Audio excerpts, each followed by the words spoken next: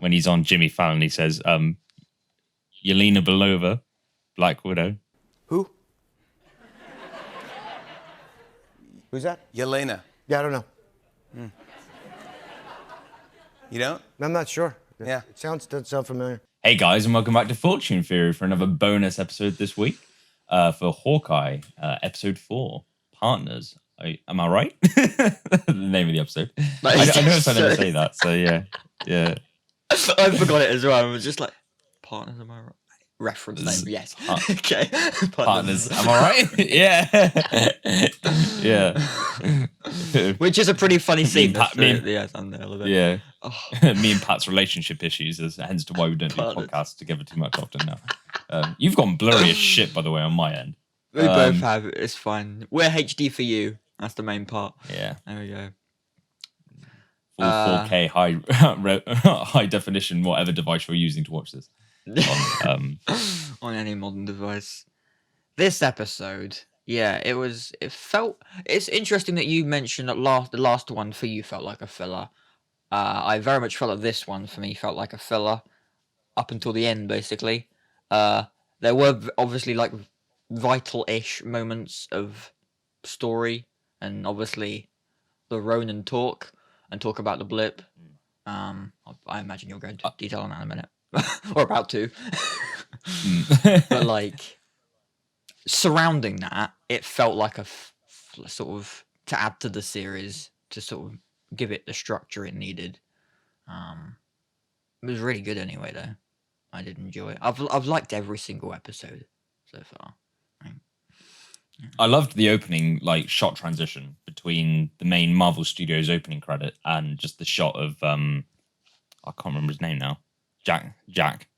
I've forgotten the opening. Dunscan. Basically the swordsman. The shot of him holding the Ronin blade up against Hawkeye, and him like the panning shot of him going around, of him like dancing around like that shot. I loved that. I love that shot, and the music as well was great for that. That little like 5 seconds. But yeah, just to like bring you in again. It was good. Kind of felt like it paid its due to like last week's kind of episode. And then just to start with, as Kate's mum comes in, it's just like, oh, yeah, it just ruins the moment. But, it's just why is there a Hawkeye? Why is there an Avenger in my dining room? Like, well, she doesn't sound like that, but yeah. Yeah, it was overall felt slightly, because there wasn't like a crazy amount of, it wasn't like last week's episode where we had the sort of basically 75% of an escape for the episode.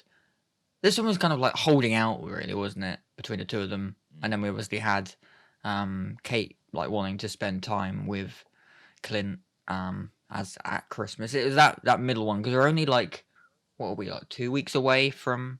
We're 2 weeks away from the finale, so this will be the episode where exactly what happens in terms of like where the character relationship devolves. Like, because we kind of got to the point, especially at the end of the episode, where Clint's like finally coming to like breaking point because of what happened with Natasha in Endgame, and he has that scene where they're fighting Maya and.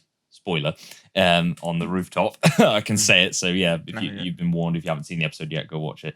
It's Yelena Belova, which from the comic, she gets her mask and the yellow lenses as well. And everyone like saw that in a little like teaser trailer for it, and it was like, oh my god, it's her. And then obviously it makes sense because if you've watched Black Widow in the post-credit scene, you know that she was given Hawkeye as as Yelena's next target by can't remember her name now.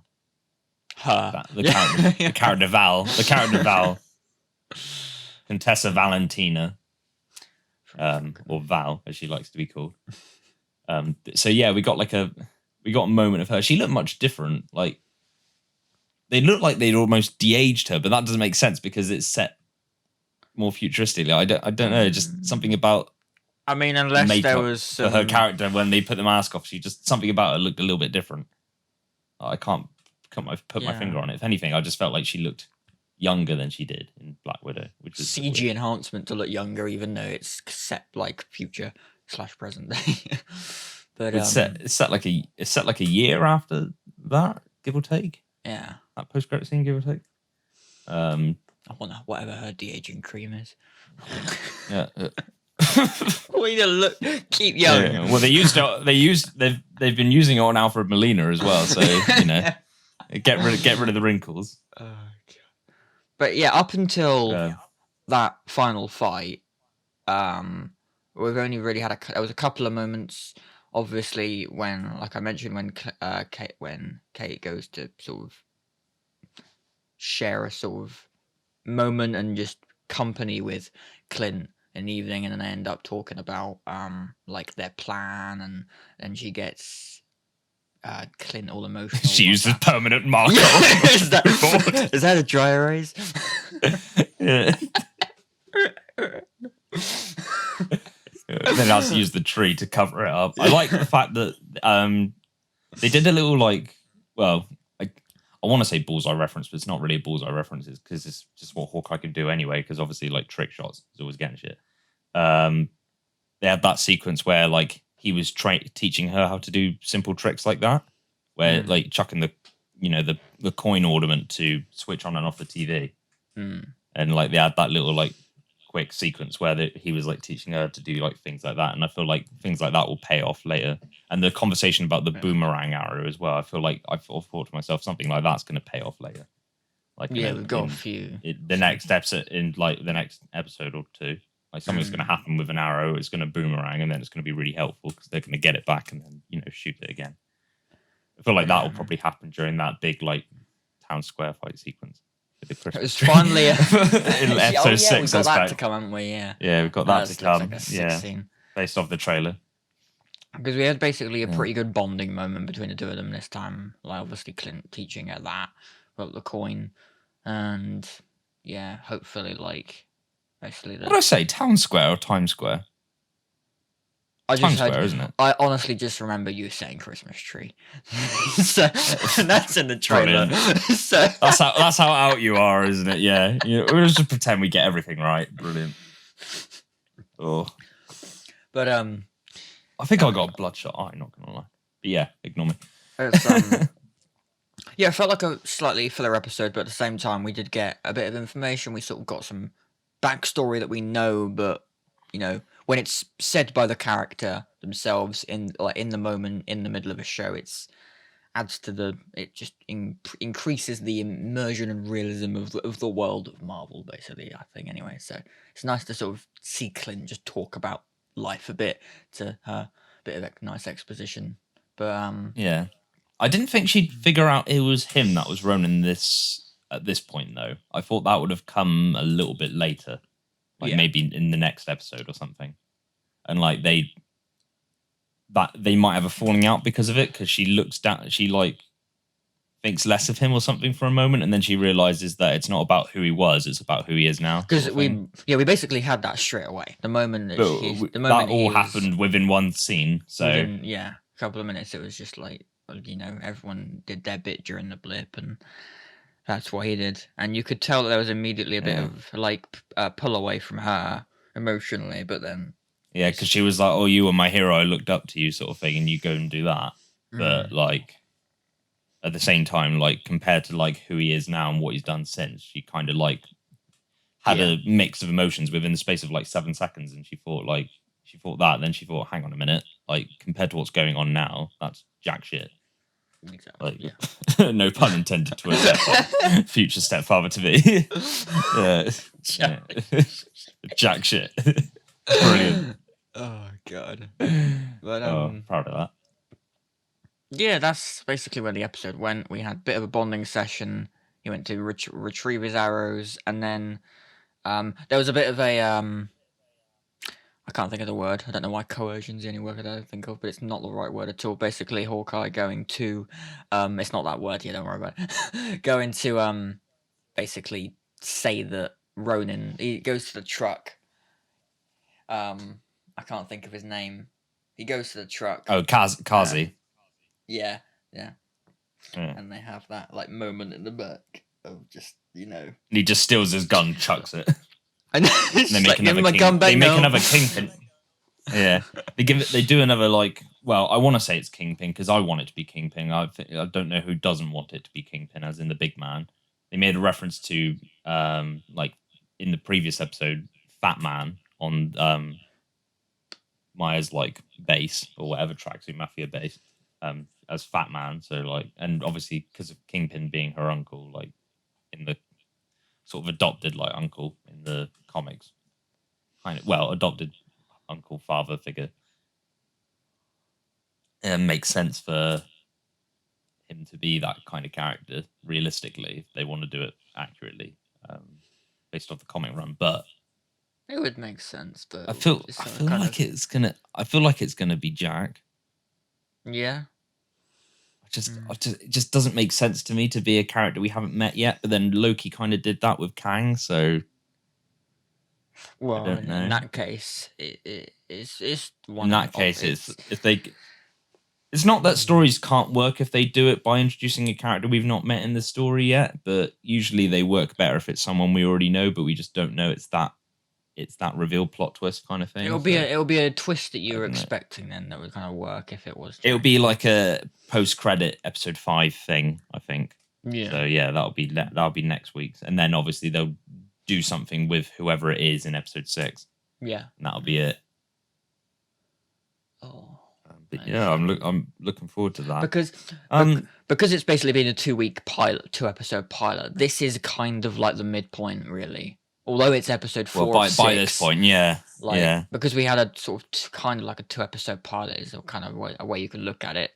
I liked this episode a bit more than 3, but it still felt a little bit in places. It still felt a bit filler. Yeah. For understandable reasons, but it had more of a structure. I think it had more of a structure than the previous episode. I don't know why I'm getting really. Since last week, I've been getting really picky about things like that now because I just really noticed the lack of absence in it in episode 3. So it's just now looking at this one. Well, yeah, because 3 was kind of like the Great Escape, and then this one is basically just. It's like the cooling down period, whilst before the shit really gets real in the next 2 episodes, like. Yeah, it's basically hence the whole sequence with them decorating is it her nan or her aunt's like apartment? I think it's hiding away. Yeah. While she's away somewhere. But yeah, that's that. Like the reason to be able to use that place while she's gone during the series.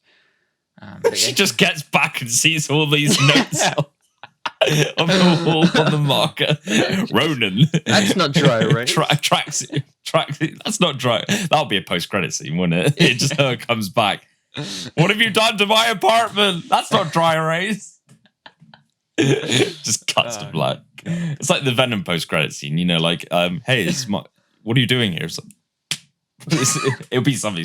We haven't had like one of those comedy post-credit scenes for a while. Because everything's been a bit more dark, dire, and serious in terms of tone, story-wise. Because it's all like most of the characters we know, and some of the new ones as well, are all dealing with like some sort of form of PTSD because of the blip situation, Avengers, Infinity War, and Endgame. So, and all their stories are linked to obviously what's being really set up. I think the last comedic kind of post-credit scene we got was Captain Marvel when Goose the cat / what the hell species of it? Lurkin? I was going to say gherkin then, but no, it's not. So, Flurkin. Is it something like that? I think I'm right. Let me know if I'm right in the comments. I'm sorry, I'm mind blank, but vomited it's early. Vomited the Tesseract. And then before that, to be funnier, it was the giant ant with the drums in Ant-Man and the Wasp after they'd all got blipped. Well, I say blip. Snout. But, yeah. Just remembered that. Yeah.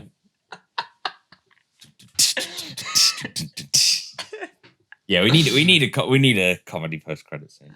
But yeah, I can't not look at this episode now, especially that last like fight sequence on the rooftop, without thinking about Jeremy Renner's interview on I think it's Jimmy Fallon, where it's like Yelena Belova from Florence Pugh from Black Widow. Who? That's where you insert that. So who? He does this little like kissy, like he looks at him and then he looks at the audience. Like, who's that? It's just how'd you spoil episode 4 with no context? Yelena Belova. Who? Where your clothes at?